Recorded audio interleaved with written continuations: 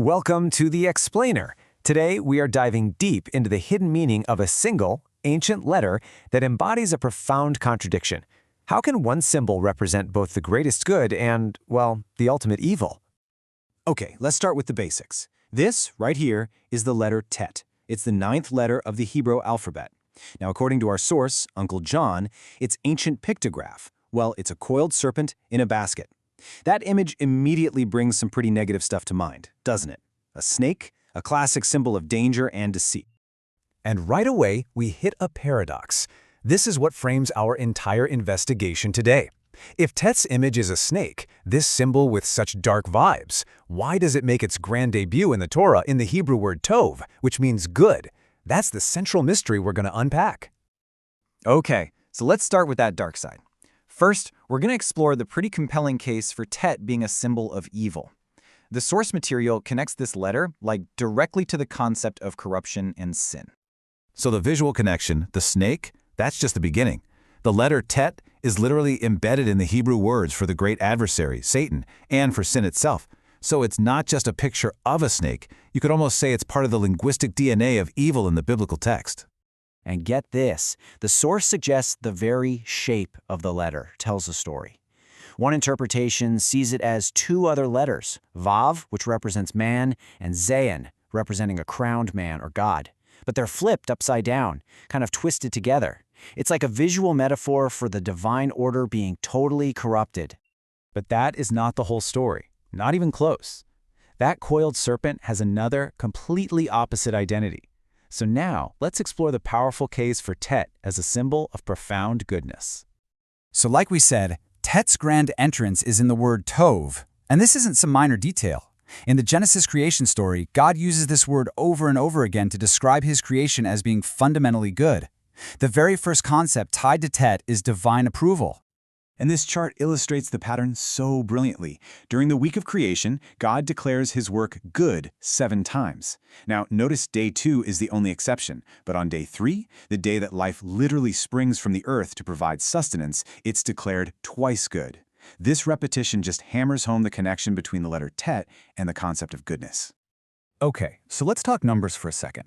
The numerical value of Tet is 9. And according to our source's analysis of gematria, which is a form of Hebrew numerology, the number 9 is intrinsically linked to emet, the Hebrew word for truth. So Tet isn't just good, its number actually represents the ultimate reality of truth itself. So you see, even the letter's shape holds this incredible duality. We saw the corruption interpretation, right? But the source points out another way to see it. The letter Vav, representing man, humbling himself before the Zayin, the crowned king. This symbolizes a covenant, a sacred promise with God. It's either rebellion or relationship, all contained in a single shape. And this brings us to the resolution of the whole paradox.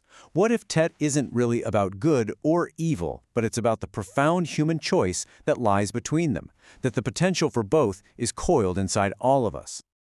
You know, the Bible makes this challenge incredibly explicit. Shortly after the Garden of Eden, God says this to Cain. The potential for evil, that snake, it's always there, crouching at the door. But the responsibility, the direct command, is that you must master it. The choice is ours to make. The life of Moses it's the perfect case study for this struggle. He was declared tov, or good, right at birth. Later, he literally demonstrates mastery over the serpent by turning his staff into a snake and then back again.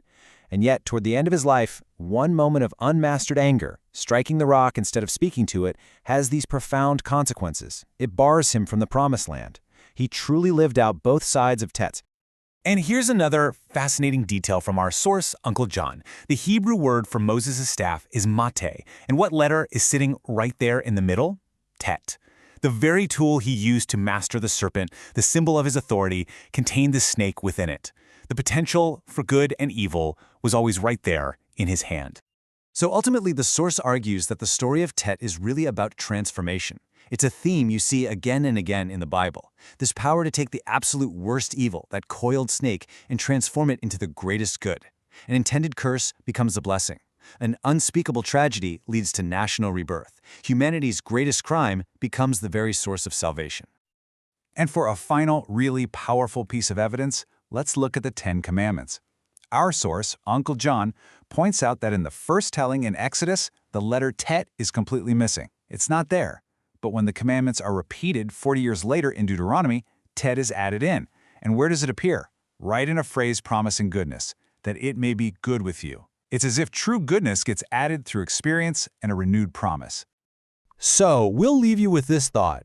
Perhaps one of life's greatest struggles, that choice between our better and worse selves, isn't just told in epic stories. What if that very choice is encoded in the building blocks of language, coiled within a single ancient letter, just waiting for us to master it?